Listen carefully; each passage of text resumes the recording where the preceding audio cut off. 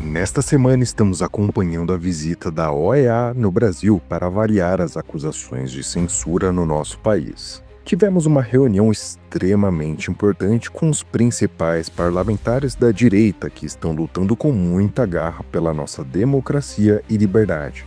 Muitos pensavam que essa visita da OEA não trariam frutos para essa batalha pela liberdade de expressão. E logo no início da conversa com os parlamentares foi informado que não poderiam ter gravações dessa reunião. Então nossos parlamentares foram firmes em lutar pelo direito de ter a reunião gravada para a segurança de todos que estavam ali. Assista ao trecho a seguir. E daí uma questão de ordem técnica também. Foto ok? Claro que estão presentes aqui, podem se comunicar depois sobre as suas intervenções. Gravar, a gente pede que não, pela preservação da confidencialidade da própria reunião e da segurança de todas as pessoas que estão presentes aqui. Isso acontece com todos os espaços, com todas as pessoas, é um protocolo padrão da comissão em visitas em loco. Perdão, sobre esse ponto. Não há em nenhum ponto, no momento em que a vítima precisa da transparência, essa determinação de que a reunião seja sigilosa. Nós já passamos por isso em Washington e não gostaríamos aqui que houvesse a censura por parte da comissão, justamente ouvindo as vítimas de censura. Então nós insistimos e vamos manter, desta vez, apesar de na vez passada nós termos protestado contra aquela decisão, a transparência dessa reunião e, portanto, ela será 100% gravada e filmada. Nesse caso, o relator delibera, mas esse é o protocolo padrão, o relator deliberará. Eu não acredito que haja um prejuízo para as partes que não seja gravada, toda a transparência pode ser reportada depois da forma como os senhores desejarem por meio de comunicação.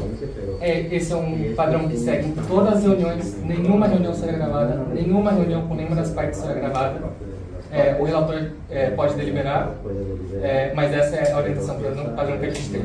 Eu contesto porque nós tivemos a situação em Washington, enviamos um e-mail pedindo as notas. Lamentavelmente as notas não vieram com as informações toda a reunião, inclusive havia informações que não condiziam inteiramente com aquilo que nós havíamos discutido. Enviamos um novo e-mail pedindo que bases legais a OEA estava utilizando para não permitir a filmagem e até o momento não houve resposta. No que, senador Girão, nós entendemos que não há base legal, nós pesquisamos tudo e por isso nós vamos manter a filmagem, porque isso nos preserva. Nós somos as vítimas de abusos e de censura e nós precisamos que as pessoas saibam exatamente o que está acontecendo nessa reunião. Si me permite, es un objetivo mío como cabeza de esta delegación que los espacios sean serenos, que la escucha sea amplia. Entiendo que si eso es un elemento importante para ustedes, lo que le pediría a la delegación es que yo asuma un poco las intervenciones a efectos de que no vaya a haber atribución a mis colegas, que son equipo técnico que me está apoyando. Es importante que nos indiquen, digamos, toda la información que quieren que llevemos. Eso creo que es el objetivo principal que tenemos acá y a efectos, digamos, de poder aprovechar el tiempo, yo les animaría a que empezáramos, a que nos provean de la información y pues de parte de nuestra delegación yo estaré a cargo un poco de las intervenciones para asumir la responsabilidad. Ok, muchas gracias. Mesmo tendo que lutar bravamente, a reunião ocorreu de forma tranquila e todos conseguiram expor os diversos problemas que estão afetando os brasileiros que estão sendo censurados. A visita da OEA ainda não acabou, mas já estamos colhendo frutos.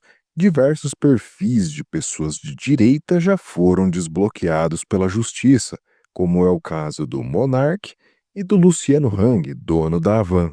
Saiu até na Folha de São Paulo que os ministros do STF estão com medo do relatório dessa visita da OEA e como os parlamentares de direita vão usar isso contra o STF e o governo.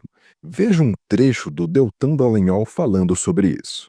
Ministros do STF desconfiam que a oposição tentará politizar o julgamento do Bolsonaro usando o parecer da OEA sobre liberdade. A visita do relator especial para a liberdade de expressão da Comissão Interamericana de Direitos Humanos, o Pedro Vaca, ao Brasil, tem gerado desconfiança em setores do governo Lula e entre ministros do STF. Gente, se eles não estão gostando, se eles estão desconfiados, eu vou falar para vocês que eu estou feliz, viu?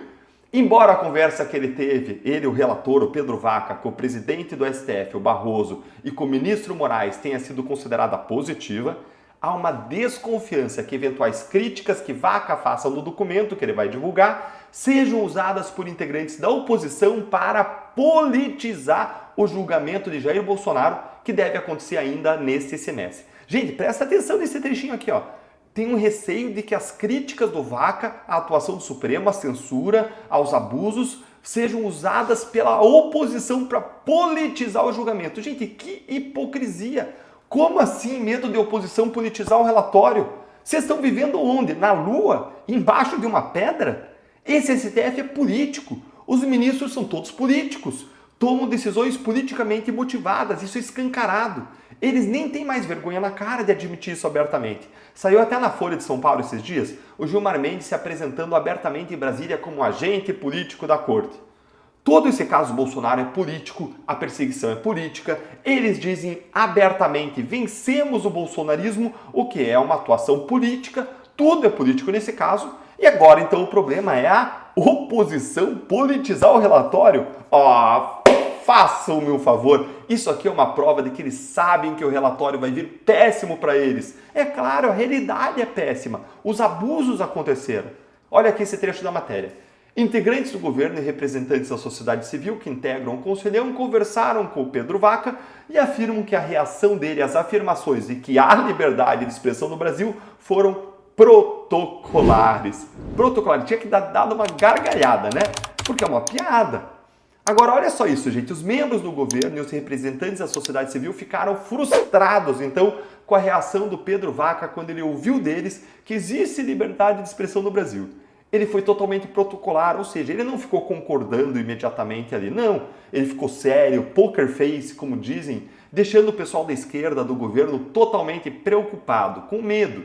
E agora deixa eu te contar um bastidor inédito que uma fonte minha me contou.